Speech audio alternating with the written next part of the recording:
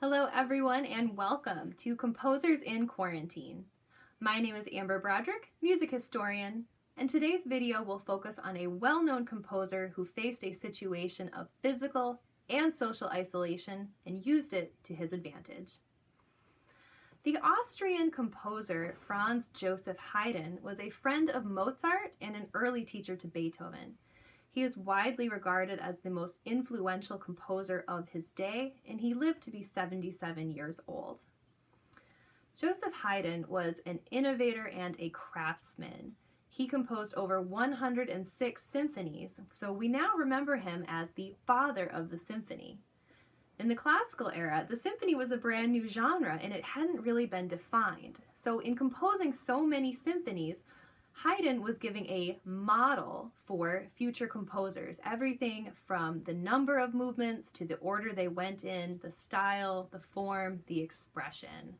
He is considered by some to be the father of the symphony and is also known as Papa Haydn. He was known for being a kind and generous man, well educated, and certainly someone who enjoyed working with younger composers. Haydn comes from a somewhat impoverished background, and he worked in his youth as a choir boy in exchange for his musical education. Now, as a young man, he freelanced for 8 years, and he referred to these years as miserable and hungry. As a freelancer, he did not have the support of a wealthy patron, so he did not have a stable income. But in 1761, he met an employer that would change the rest of his life and chart the course for his future achievements. He began to work for the wealthy Hungarian noble family of the Esterházys, particularly for the young prince Nicholas I. Now, the Esterházys had a sumptuous palace just south of Vienna where Haydn was living, but young Prince Nicholas preferred to spend his time in their rural country estate in what is now Hungary. So he would take these summer outings to what was effectively a hunting lodge, and he would bring his retinue of musicians and his court composer, Haydn, with him. Now, they would only spend the summer months there, but as the prince grew to enjoy that time away from the busy city, he started to build a palace on par with Versailles. He wanted to build a Hungarian Versailles. So he creates this absolutely sumptuous palace on massive grounds, full of walking gardens and hunting forests, and then the palace itself is extraordinary. It housed not one, but 2 musical theaters, one just for opera, and it could seat 400 people. Not that there were ever 400 people in the area. And one just for marionette plays. There were 2 absolutely gorgeous rooms just for music. Now, the prince himself is tremendously musical. He had music performed on a daily basis, and he himself played at least 3 instruments. So, under contract, Haydn was a servant of the household. He maintained control of the orchestra, which the prince kept on the palace grounds for Haydn to use for his own personal music making and rehearsing. Haydn responsible for making sure these musicians were well turned out with their wigs powdered and their uniforms on correctly. He'd also repair any broken instruments, and he was responsible for training the singers. This is on top of his normal composition duties, where he'd report to the prince on a daily basis, and the prince would say, compose a symphony, compose an opera. Haydn led all of the rehearsals and dealt with all of the production aspects of these pieces. So this is a wonderful situation for Haydn in many regards. He has this private orchestra at his disposal. The prince gave him a very generous income so he could pay the top musicians to come and perform with him. And he also has a guaranteed venue and guaranteed audience. So Haydn is very much set up for success in this regard. But the disadvantage is that he has to follow the family, follow the prince whenever they move from their different estates. And the prince wanted to spend all of his time at this remote palace, at least a week's journey away from Vienna. And the musicians were not allowed to bring their wives, their children, or their pets. So you can imagine that this time away became very stressful, and it rather came to a head in the summer of 1772. The prince had spent an unprecedented 10 months in rural Hungary, away from the busy city, disconnected from the rest of Europe, and the musicians were just at their wits' ends about it. They missed their families. They wanted to go home.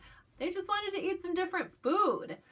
So the musicians approach Haydn and they ask him, please, please intercede with the prince. We can't stand this any longer. This has to stop. So Haydn, being the very avuncular, generous, diplomatic man that he was, decides to ask the prince in a rather indirect manner. He'd been working on a symphony, what is now his symphony number 45, and it's earned the nickname The Farewell, based on what happened this summer. So it's a fairly standard symphony in that it's 4 movements. The opening is very exciting and dramatic and tumultuous and emotional. It's wonderful. I highly encourage you to listen to it. Slow movement for number 2, quick trio movement for number 3, and then the finale. Finales are typically fast, energized, rhythmic, exciting, and Haydn does give that to you in the finale, and he makes you think that he's wrapping the symphony up with these big chords, and then all of a sudden, pause, and we go into a coda, a very long coda that's rather slow. It's an adagio. So imagine yourself in the Osterhaza Palace in this incredible, ornate room. The lighting is dim. Only candles are providing the light. The musicians themselves have music stands with candle holders on them so they can see their music. And Haydn starts the slow section, and the oboes are given this lovely duet, and when they're finished, they stand up, they extinguish the candlelight, and they get up and they walk off. Well, what is this? The prince must have asked himself, and this repeats through the bassoons, through the horns. They just get up and they leave, and this goes on through the low strings. They play their solos, they get up, and they walk off. So the sound is progressively softer and softer and softer until only 2 figures are left on the stage. Haydn playing the violin along with the first concertmaster, Luigi Tommasino, and they too finish their song, extinguish their candlelight, and look to the prince, who fortunately receives this in very good humor. He sees the joke, he knows how long he has spent at his palace, and grants Haydn and the musicians their request. The very next day, they're sent home to their families, and all is well. So, we have an incredible story out of a physical isolation and socially missing our families, but this situation also allowed Haydn to develop a very individual, unique compositional voice.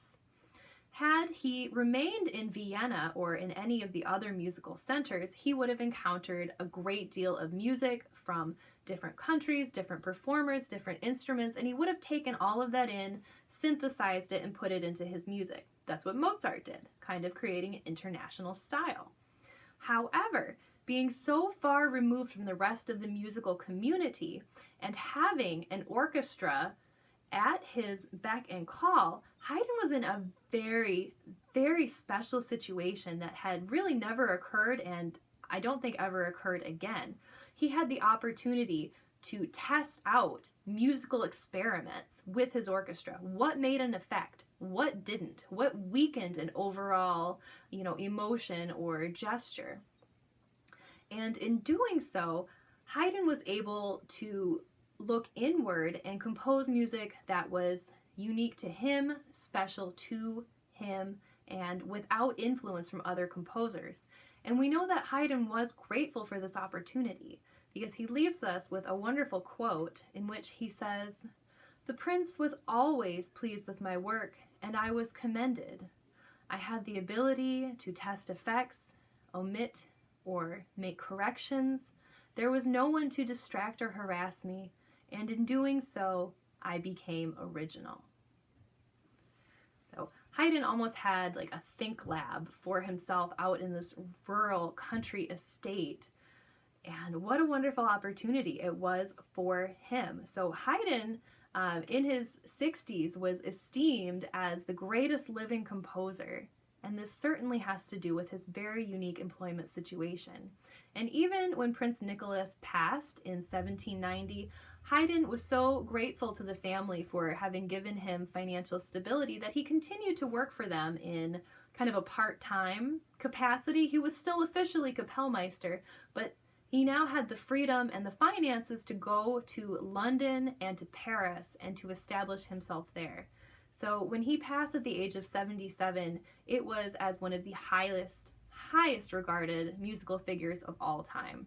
And this certainly would not have happened without having to endure a certain level of isolation, both physical and social. Well, I hope you find this story of Joseph Haydn inspiring during our own time of quarantine. We will see you very, very soon. Thank you.